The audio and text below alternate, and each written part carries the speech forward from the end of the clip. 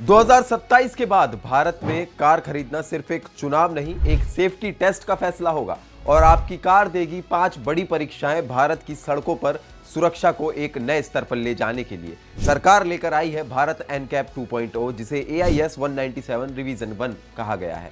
ये नया सिस्टम अक्टूबर 2027 से लागू होने का प्रस्ताव है और इसके आने के बाद कारों की सेफ्टी रेटिंग पहले से कहीं ज्यादा व्यापक और सख्त होने वाली है।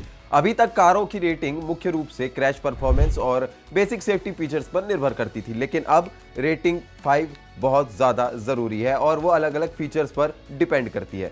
क्रैश प्रोटेक्शन पैदल यात्रियों और 2 पहिया चालकों यानी कि बाइक के लिए या फिर साइकिल के लिए VRS प्रोटेक्शन जरूरी है।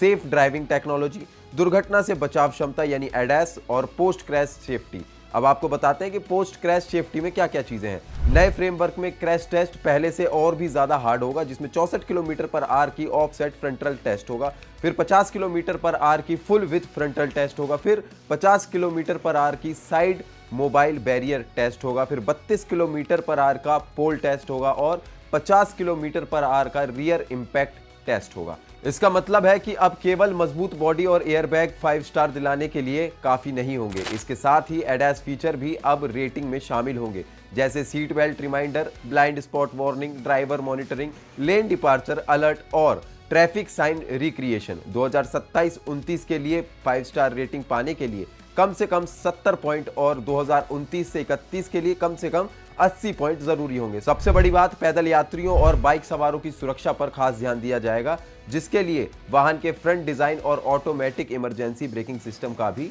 टेस्ट होगा। भारत एनकैप 2.0 ये सुनिश्चित करेगा कि भारत में बिकने वाली कारें न केवल टक्कर झेलने में सक्षम हो, बल्कि दुर्घटनाओं को रोकने में भी प्रभावी साबित हो। हमारी रिपोर्ट आपको कैसी लगी हमें कमेंट में जरूर बताएं और ऐसी तमाम जानकारियों के लिए बने रहिए स्टेट मिरर के साथ। नमस्कार।